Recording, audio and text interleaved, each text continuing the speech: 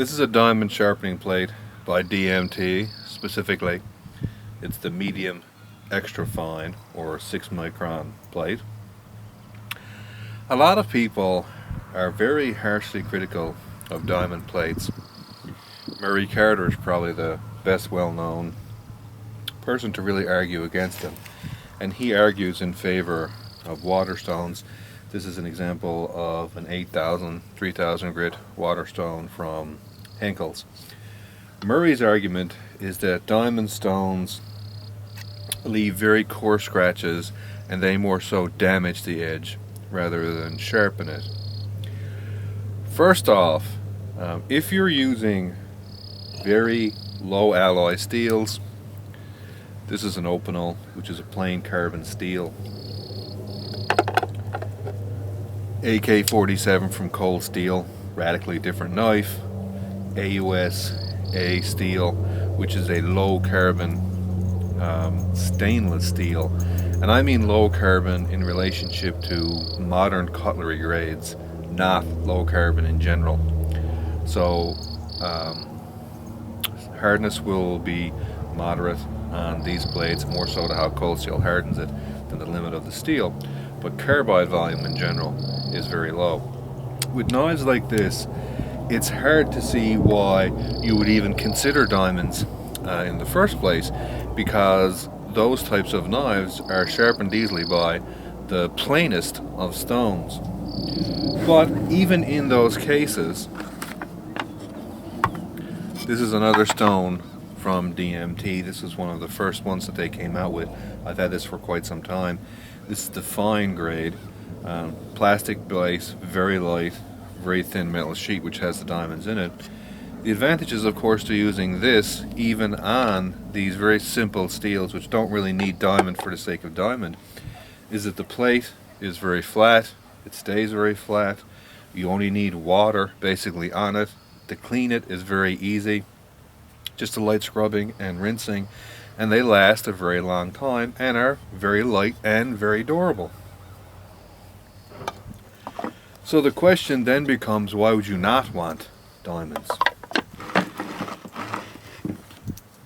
And the reason for that tends to be at the higher grits, odd things start happening. And when you use them, you can see some of the effects that Murray talks about. So on this one, which again is the medium extra fine stone from DMT, you do get most of the scratches around 6 microns, like they say. The problem is you occasionally get scratches 10 times higher. They're very inconsistent, and I've used this probably around 50 times so far, and you can see the scratches getting less and less dominant, and you can see those harsher scratches becoming more or less as time passes, but they're still there. So you can easily see how Murray Carter picks up this sort of 6 micron diamond stone and then picks up, you know, the equivalent in a waterstone, which gives a much finer and much more consistent finish, which is also compounded by the fact that the slurry on these breaks down the abrasive and you get an even finer finish than the grit of the stone. But not all stones suffer from that problem. This is a diamond stone from Atoma, which is their 1200 stone. It gives a much finer and more consistent finish than the DMT stone of the same grade, and it all comes down to the way that they put the diamond on the stone in this very uniform checkerboard pattern versus the very random pattern that goes on the DMT stones. And I also have the DMT stone in the same grit. This is the extra fine one, and this is the extra fine one. They ship them in these huge big boxes, which look really impressive, because at first, of course, when you pull it out, you say, wow, this is a great big stone. Well, the actual stone is only a little tiny part on the inside of this. The rest of it is just very impressive packaging. So, unfortunately, Atoma doesn't make the 2 grades above this that the DMT makes, which I said have problems with the DMT grades, not only in the ones that I've seen, but I've also done some internet searches, talked to a number of people, and they all claim to have the same problem. There's also quite a large scatter. Some people report that the extra fine and extra fine DMT do eventually break in, wear in, and start producing a more uniform scratch pattern. Sometimes it's helped if you use these to lap ceramic and waterstones. Some people claim that doesn't help them, it just wears them out. So you get this large scatter of effects, and a lot of it's caused by the actual randomness behavior of the stone, plus the ability of people to actually discriminate varies quite a bit as well. So with all those problems with the diamond stones, why would you ever want to use them? Why wouldn't you just pick up a waterstone, which works relatively well and has a very consistent scratch pattern? Well, there's two reasons. One is sort of hypothetical at this stage, and one is more direct. The hypothetical part, which is kind of interesting, is that if you take knives like this is a custom from Phil Wilson. It's his Coyote Meadow model. It's made from CPM 10V. It's one of his original prototype models. The hardness was 62.5. He's increased it significantly since then. Again, this is a very early model. The 10V basically refers to the vanadium content, and vanadium is one of the hardest carbide formers in steels. Vanadium carbide is actually harder than the abrasive that they use in most sharpening stones, outside of cubic boron nitride and diamond stones. So the argument is, when you sharpen this with regular waterstone or Norton's fine India stone, something like that, the abrasive can't actually cut the carbides, so it just rounds them out or tears them out of the edge. So you would get a sharper and greater edge retention if you sharpen them with an abrasive which could actually cut the carbides, because then you would have sharp carbides in the edge versus rounded carbides and torn out carbides. This isn't as trivial to check, because when you use relatively low grit diamond stones, like this one, the DMT fine, the grit is that low that it's 10 times the size of the carbides in the steel anyway. So you're getting a sharpness and an edge retention that's not really based on the nature of the carbides themselves, but just based on essentially the scratch pattern left by the stone and the wear resistance of the carbides after the edge is actually thickened. So in order to test that hypothesis about greater sharpness and greater edge retention, you actually need diamond stones of sufficient grit on the same nature of the carbides, which means something on the scale of about a micron, which means you need something finer than an Atoma, and even finer than the DMT medium extra fine. And the DMT extra fine, as I said, is a bit spastic, and it doesn't actually let you test that. But that's an interesting question, and one of the reasons why people are interested in it. To alleviate that problem, I was talking to Ken Schwartz, extremely knowledgeable about sharpening and abrasives, and takes that kind of stuff really seriously. You really want to check him out and some of his work if you are at all just interested in sharpening or abrasives. Anyway, he sells cubic boron nitride and diamond compounds and sprays, emulsions, and a bunch of other things.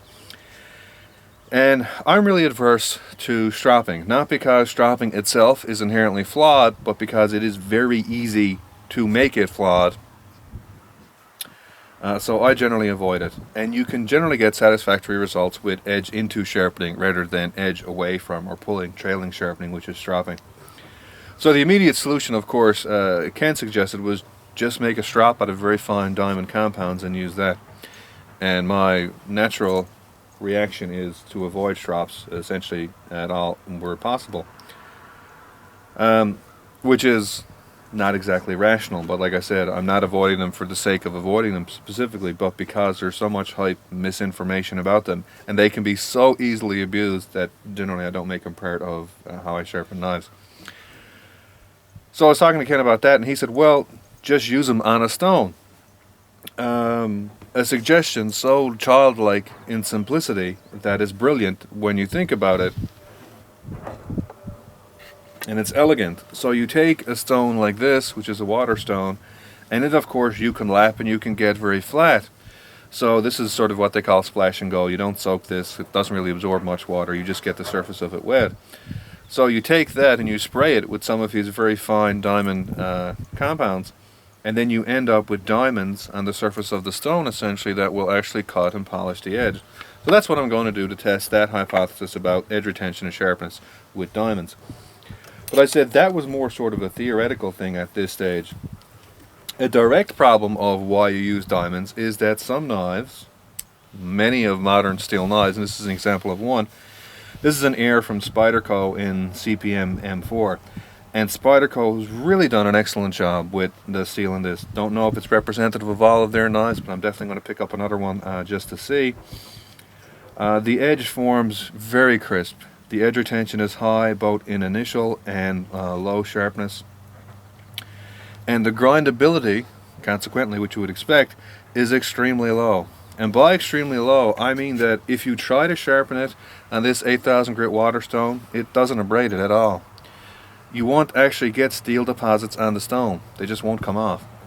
The knife simply ignores the stone. That surprised me so much that I actually had to check it against some other knives, because I've only had this stone for a few years. And that stone is quite easily capable of abrading this CPM 10V knife from Phil Wilson, which shows you dramatically the grindability of this knife from Spyderco CPM M4 in the hardened state is actually lower than the CPM 10V blade, which I wouldn't have expected. But again, excellent job from Spyderco. So if you use this on that very high grit waterstone, you don't get abrasion. What you get is just alignment, mechanical deformation, and you get some basically adhesive or burnishing effects, which you don't want. So it leaves the steel in not a great state. So you want abrasion, you don't want burnishing, you don't want deformation, because they all leave the edge stressed. So that's one of the reasons why I generally finish this on the 1200 grit Atoma plate, which is a bit too rough in terms of finish for this knife. Not that in general the Atoma is not a good finishing stone, it is, but this has a very, very fine edge. You can see this sort of appearance of a secondary edge bevel. This was put on by the original owner, which is Mike Gavko on YouTube. The primary grind on this is relatively low. It's only around 4 degrees per side. This secondary edge bevel is still only around 7 degrees per side, and that's what actually forms the edge. So at around 7 degrees per side, the angle is so low that you don't need very much coarseness or tooth to the edge to provide high slicing aggression. So I'd actually like to take the polish a bit finer to increase push cutting ability. And again, I don't need slicing aggression from the size of the tooth, because I have it because the angle is so low and there's so small amount of steel there.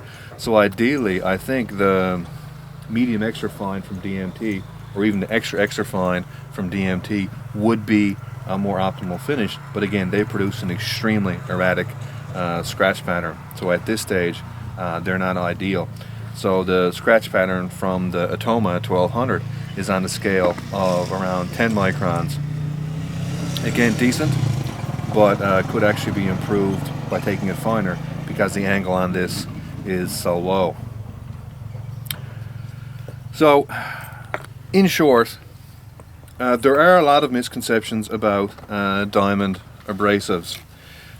The misconception or argument that Murray Carter puts forward, that they all have this flaw, that they produce very erratic and coarse scratch patterns, is simply false. It's 100% simply false. There are diamond products like the Atoma 1200 or the more coarse grit products from DMT that work perfectly fine and produce uniform scratch patterns. Some of the stones, such as the extremely fine grits from DMT, do have that sort of erratic pattern. Some people claim that they do break in and even out. Some people claim that they don't. Some people claim that speeds it up if you use them on ceramic and waterstones to lap them. Some people claim that just breaks the stones and wears them out. There are, in general, uses for diamond stones. They are able to cut stones that normal waterstones and other abrasives simply won't cut. They also stay flat, just use a little tiny bit of water, and require very little maintenance. There are alternatives to diamond stones, such as the emulsions and the sprays that are commonly sold. Ken Schwartz has a number of them. I should also end in saying that there are quite a number of diamond products that I haven't used. There are some diamond waterstones. I'm not even exactly sure what that means. They're tremendously expensive. They're several times the cost of the Atoma plates. There's diamond plates from Trend. There are also ultra sharp diamond plates is another brand name. I'm not sure how consistent all of those are.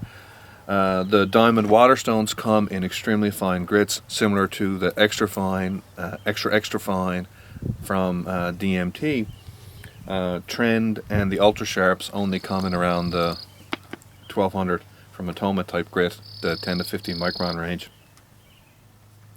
And then there are essentially diamond plates made from films, essentially sandpaper, and they're relatively lower cost, but there are durability, and most people can only use them in an edge trailing respect. Ken Schwartz sells what he calls diamond plates, which are essentially diamond sheets of sandpaper laid on top of stones, very similar to the way these things are constructed, but they have float glass as a base, and then they have that diamond paper on top of them.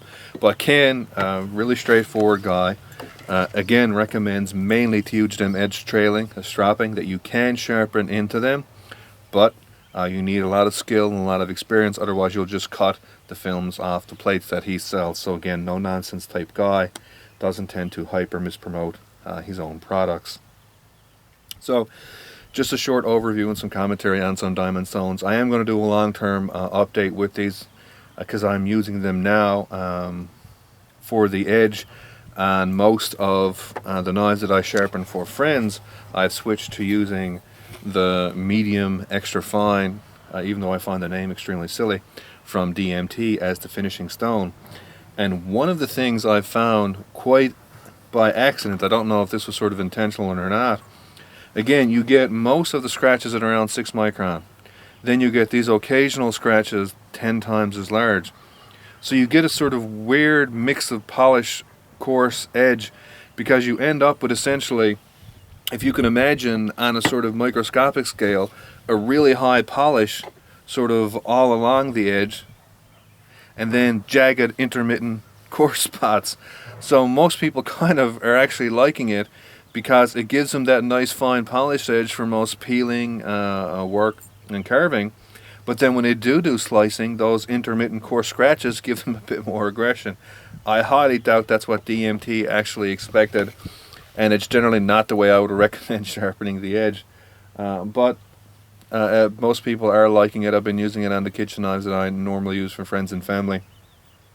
So I'll be doing a long-term report on that after about 6 to 12 months to see if they eventually ever do break in. And like I said, the very fine, extra fine, medium extra fine, and extra fine from DMT are all quite erratic.